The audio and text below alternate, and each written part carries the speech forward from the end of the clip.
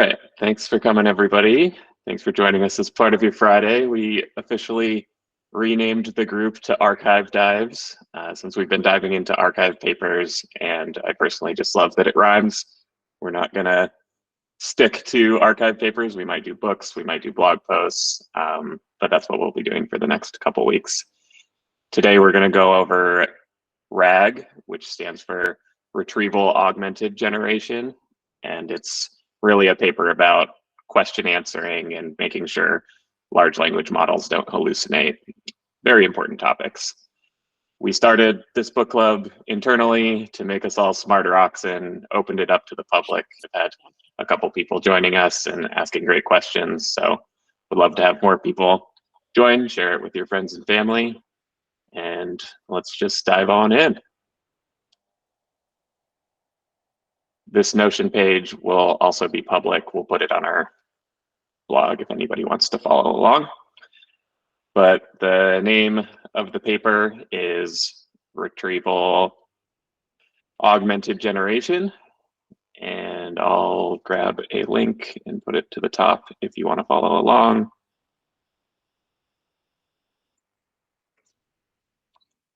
But this topic is near and dear to my heart. From 2013 to 2016-ish, I was working on question answering systems that were doing a very similar technique to this. It's just like, imagine we were doing it before these large language models came out.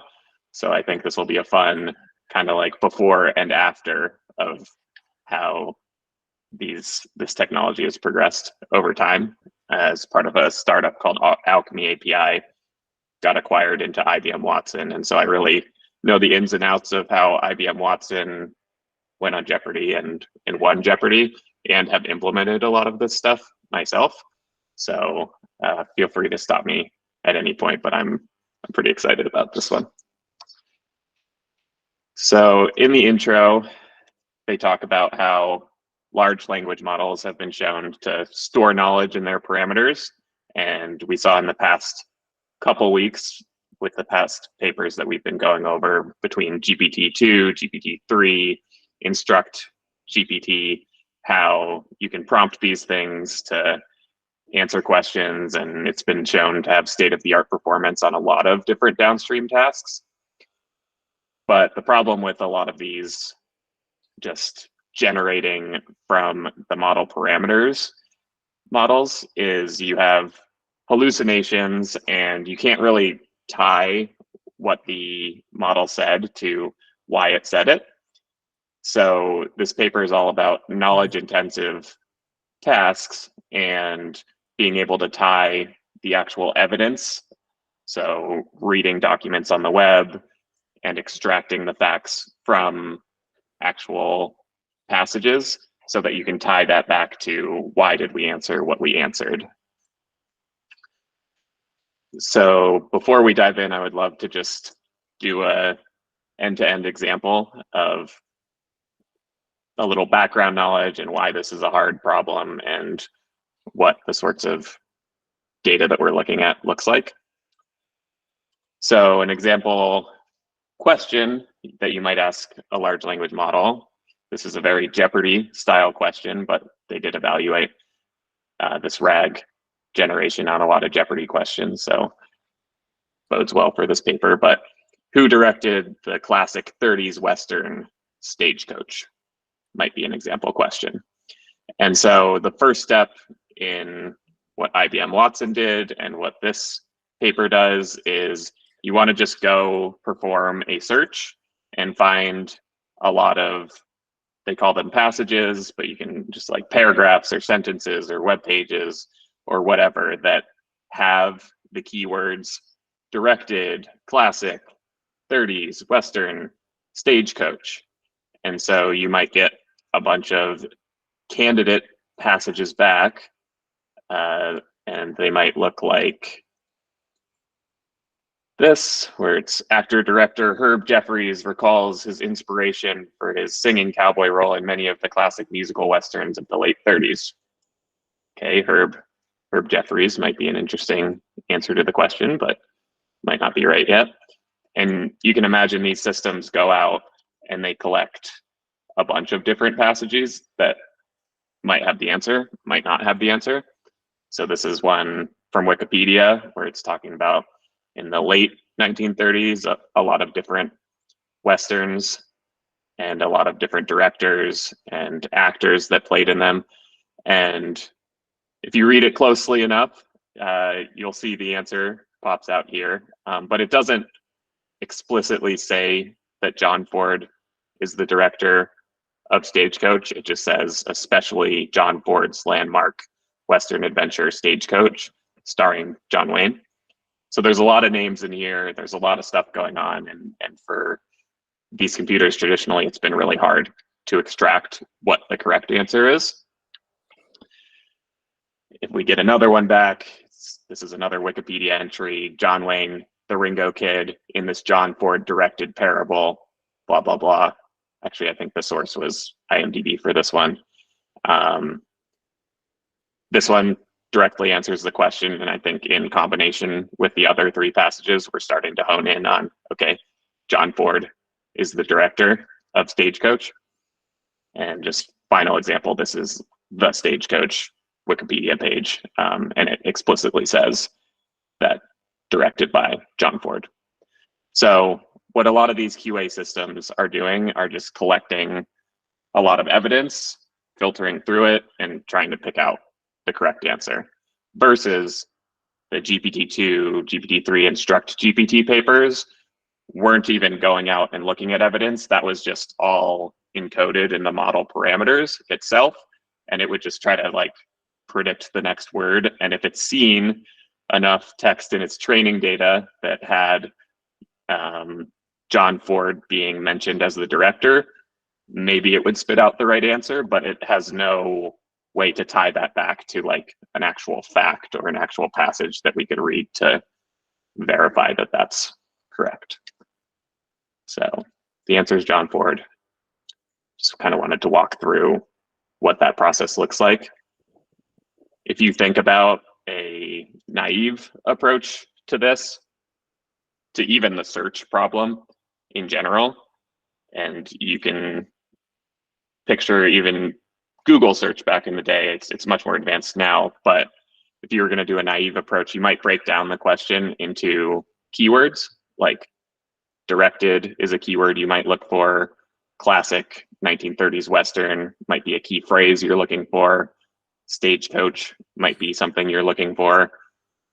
But if you're doing just a raw string match on those things, and you look at these passages that we have below, you'll notice we probably wouldn't find a lot of these specific passages. So if we're looking at that breakdown of keywords, computers take things very literally, and Western is not the same thing as Westerns. 1930s is not the same thing as 30s. Director is not the same thing as directed. And Stagecoach, is that the music festival? Is that a movie? Is that just a thing you ride on? Which one are you looking for? So I kind of handpicked these examples that were really easy to find. And you can see, sure, 30s matches here and here, but it actually doesn't match anything in any of the other passages. Like it says 1930s, 1939, 1939, which to us, we know that's true, but to like a raw search engine, that's not a direct match, so it might not come up. And even just like director versus directed, I was kind of glazing over the fact that this said John Ford, or wait, yeah, John Ford directed, like this might be one word and it doesn't exactly match directed here. You can just kind of see how it's not as simple as I was making it look before. So before we dive into the actual approach in the paper, I think it's just really good to have the base understanding of what word vectors are, what document vectors are, and what a dense vector index is, because these are terms that they'll use in the paper, and having an intuition of why it's hard to search and find things and why these components help is going to be important. So word vectors in general help solve the problem of Western not equal Westerns, 1930s not equal 30s. And how it solves that problem is it breaks down words into a list of numbers called a vector. I got this image from this blog post here if you guys want to read further. But you can imagine that this is a very small word vector. The real ones are, this one's 4 dimensions. Real ones might be like, in this paper, I think they use 700 dimensions. But one of the dimension might be how animal-like is the word. Another dimension might be how domesticated is the animal. Another dimension might be, is it a pet? Another dimension might be, is it fluffy? And you can see like a lion has a high score of animal, a low score of domesticated, medium score for pet, which is interesting, and a low score for fluffy. So maybe not the best word vector, but that's kind of how we represent these words internally, so that you can do things like compare how close is one word to another word in meaning. So this is an example of a 300 dimension word vector kind of collapsed into a space that we can understand as people. So you can see that like a lot of the animals are clustering here.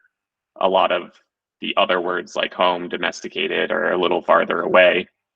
And over time, people have figured out that you can actually start to do math on these word vectors themselves. So for instance, you can look at how close woman is to queen and how close king is to man, and you can do things like subtract the word woman from queen and look at the closest word vector, and people noticed you got out king.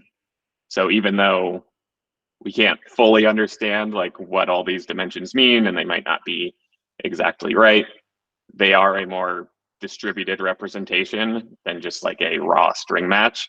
And you can start to do things like, okay, 30s and late 1930s are kind of the same concept. Let's surface passages that match that. Yeah, and that like exact kind of vector map that you're showing there with the woman to queen and man to king thing is, if I remember it correctly, kind of how they did some early like debiasing of embeddings and of language data sets as well.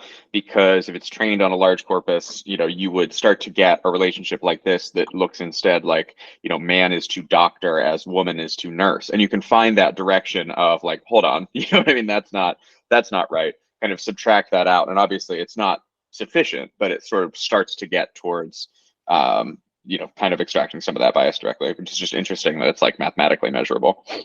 Yeah, totally. And another example of that exact one is like sometimes they use machine translation to test that too, because some languages have gender just built into the language, like Spanish. So if you try to translate the doctor fixed something and see what comes out in the other language, you can kind of tell if the model is biased in general or not.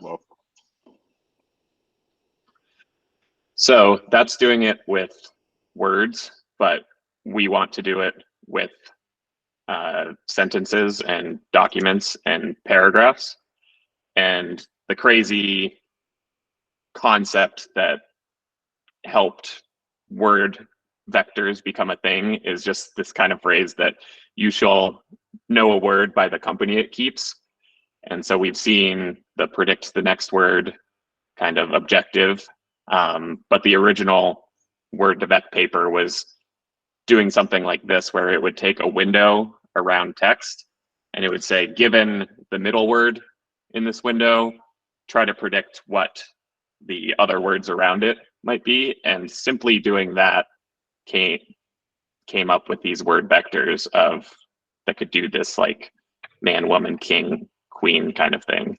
So it's crazy that just kind of knowing what words surround it in general generate these distributed representations that are really powerful to use. So you can imagine go ahead. Oh, sorry, yeah, and sorry if this is off topic, but can you just like quickly go over just one or some of the methods that they use to make these? Because it feels a little magical to me as not coming from an NLP background. Yeah, totally. So you can imagine the same process that you do for word vectors. So like the input would be dog, and they create 5 different training examples of dog fluffy, dog barked, dog as, dog the, and those are training examples. Mm-hmm. And then they pick dog, and they have a dictionary of words. And if you pick a random word from that dictionary, the likelihood that it is in sentences with dog is really low. It's not guaranteed, but if you create enough training examples of that, then it starts to generalize, like dog goes with fluffy, dog goes with barked, because we've seen it so many times. Great. So that's kind of how they generate the training data. And so for documents, you can imagine the same process, but you're predicting like the previous sentence given the current sentence, or you're trying to predict the next sentence given the current sentence. Very similar process. And there's actually a lot of different ways that you could generate these vectors, and a lot of different models that could do it. But I just want everybody to kind of just map, if you see hidden state in a paper, or you see the word embedding, or you see the word latent variable, or you see the word document vector, these all mean the same thing. And what it means is they're taking a piece of text and they're encoding it into a vector that looks like this. That's kind of like the main concept there. And yeah, if you just joined, feel free to ask questions anytime. We are recording this. If you say something, you'll pop up on screen. So if you don't want to pop up, ask him in the chat, and Scott will field it. So along those lines, what is a dense document index? And there's a lot of libraries that do this today. There's one called FAISS. I think that's how you pronounce it, FAISS, from Facebook. And what it kind of looks like is you might have a bunch of these vectors, and you might have a bunch of pieces of text. So in this case, it's like Toy Story, GoldenEye, 4 rooms, sliding doors, you're so crazy. And then they have associated vectors with that. And pretty much all the library does is you give it this index, you do an index.search given a new piece of text. So in this case, these all look like movies, and you might give it like another James Bond movie. And hopefully when you do the index.search, the top ranked closest things would be other James Bond movies. And we're not doing raw string matching anymore, but we're kind of working in this embedding space. So the actual output, if you're a programmer, is like for document 0, document 393, document 363, and document 78 are the 3 closest within that embedding space. There's actually not a lot of code to do this kind of stuff. So hopping into the paper itself, just wanted to give a little background on the topic. They find that RAG sets state of the art on 3 open domain question answering tasks, and report that just they see this language model generate factually correct statements much more often than just your standard language model. And they did it on a bunch of different data sets. There's a natural questions data set. They even did the Jeopardy data set that I'd worked with a lot in the past. And just to give you a sense of the size of some of these things, the Jeopardy question generation data set has all of the Jeopardy games that have ever been on TV, and there's about 100,000 questions in there that they've split up into train, development, and test. And they have gone ahead and open sourced the initial implementation of RAG. You can find the model on Hugging Face, but we'll see as we dive in deeper, and they say on the page that the index that they did this for requires about 75 gigabytes of RAM. So this isn't just a model that you could grab and run on your MacBook Pro unless you had an insane configuration for it. So what does the method look like itself? They have three kind of variables that you have to keep track of in your head as you're reading the paper. The input text X, the retrieved text documents Z, and the target sequence that you're trying to generate Y. And so if we go back to our example above, X would be the question. We would have a bunch of Z's that are the passages that you're reading, and then one Y, which is the answer. And I think it's nice to kind of have those in your head as you're reading some of the equations, because they can look kind of intimidating at first, but if you just kind of break it down, like Z means the document index, it helps me at least read them. And so they kind of have two approaches here. They have a RAG sequence model and a RAG token model. The RAG sequence model treats each individual document as a single latent variable, and they're trying to predict an answer given the set of documents. So they have a retriever that goes and does that nearest neighbor search. And then for each document it got back, the generator generates a new answer given that single document. So that's the RAG sequence model. Again, this is, you'd see this equation and sometimes it makes your eyes glaze over, but just reading this in plain English, it's saying the probability of the answer given the question equals the sum of the probabilities of the document given the question times the probability of the answer given the question given a document. So it's really just like a couple of numbers that they're multiplying together to get out the probability of John. It's not John Wayne. I forget which John it actually was, but was the answer to that question. The RAG token model can look at different document vectors for each target token that it generates. So you can think of the sequence one, it's like one answer per passage that it read or document that it read. And then the RAG token one can kind of look at all of them and try to use them all at once to generate one specific answer. So again, they have another equation there for that you could dive into and try to read as I just read.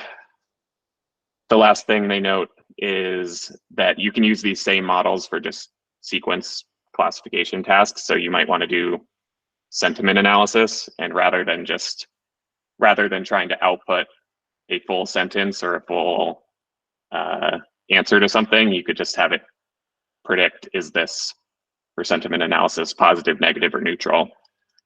They formulated it as a sequence modeling task, but you could just do like a straight classification if you wanted to. So the retriever, there's multiple components in here. There's the query encoder, there's the retriever, there's the document index itself, and then there's a generator. The query encoder encodes a piece of text down to a vector. The retriever takes that vector and tries to give you a set of documents that you're going to read over.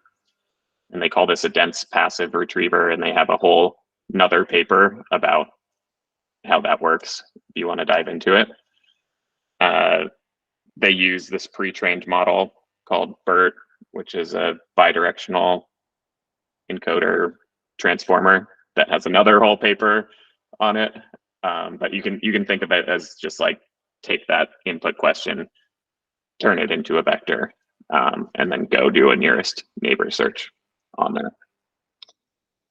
When you see them say maximum inner product search, that's pretty much just what that fast library was doing before doing a nearest neighbor search. And it's like a fancy way of saying that we're multiplying all the vectors together and trying to find the ones that are most similar. So if you think about multiplying vectors together, if these numbers are similar, you're going to get a bigger number out. And if they're different, you're going to get a smaller number out. So they're just doing like a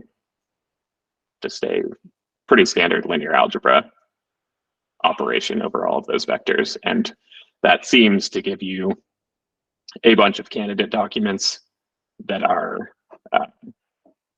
relevant to the task. It replaces a lot of legacy technology. If you've heard of Lucene or Elasticsearch, they kind of do the very keyword-based thing that I was showing at the start. So they search for the word Western and they search for the word directed. And they might do some like fancy, okay, if the word directed's in there, we're going to search for director, directed, directs. But it's a lot of manual feature engineering for that stuff. And if you can have a model, just do it end to end, it just removes a lot of components from your system. I know that tech is like still used all the time for search engines on like various, web pages and stuff. Like, is the industry moving towards like using more neural search for things like that? Like, how far away are we from like Google just being a big, document retrieval? I don't know. What like progress have you seen in that kind of stuff? Yeah, definitely. I have some notes on it because a lot of it's more of a technical performance issue. Mm-hmm. So if you think of, let's dive into this. We'll dive into this fast library and some numbers to give you a sense of that. But if you think of the whole document index for Wikipedia, is what they did this experiment on. Each vector itself is 728 floating point numbers. So they had some stats on how big Wikipedia was. They did a 2018 dump of Wikipedia that they split into 100-word chunks, making 21 million total documents. So if you think of that in terms of how much memory you would need to like fit all of that into RAM, I did some math and it looked like 61 gigs. They said 100 gigs of CPU memory, somewhere in there, just to do Wikipedia. So if you think of like a Google scale thing, that is insane amount of compute and memory. That's wild. Yeah. And they did say they compressed the open source version to do it on 36 gigs. But the other thing that is really interesting to note with this approach, especially in terms of using it in production, is so the advantage of the document, like representing these documents as vectors in a large language model context, is you can add new knowledge at any time to the language model by just encoding a new piece of knowledge, putting it into the document index, and then doing the search. But the disadvantage is it's really slow to encode those things.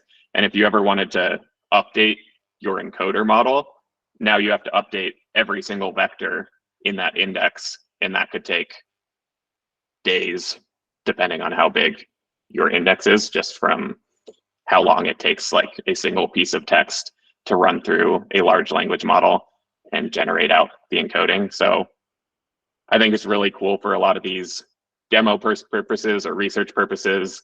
And we see a lot of these embedding databases popping up like Pinecone or other ones. You just have to keep in mind these sort of performance characteristics when you use them. that answer your question, Ben? Absolutely. Yeah, it seems like you could totally make it work on like a small, if you like a small like e-commerce catalog or something, it could be a really cool opportunity for super highly optimized search. But as soon as you get into web scale stuff, it's not going to happen anytime soon. Yeah, or even if you have, if you have a language model and it knows a lot already encoded in the parameters, but you just want to like give it 10 new pieces of information that it could use to generate a fact. Without, retraining it to update everything. Yeah, got it. Yeah, exactly. Cool. Great question. So the generator itself is also a transformer. It's called BART. And so when we're talking about looking at all of this document index and then generating an answer given what it read in the text, there's also another whole paper on BART. It's a model from Facebook, I think. It gets really confusing when you get in this land of what's BERT versus BART versus whatever they decided to name the new model. But all of these things are kind of like building blocks and components. You could use BERT for the query encoder and other steps, but yeah. Or you could use Llama, or you could use GPT-3, or you could use whatever. They're all just kind of transformer models. I did, while I was reading the paper, I didn't know what BART versus BERT was off the top of my head. So I'll just add some background context in a link here. But BERT is from Google in 2018. BART is from Facebook in 2020. One of them's like a traditional encoder transformer, and one of them's a denoising autoencoder, which the Oxen team knows all about because we did that in our other book clubs.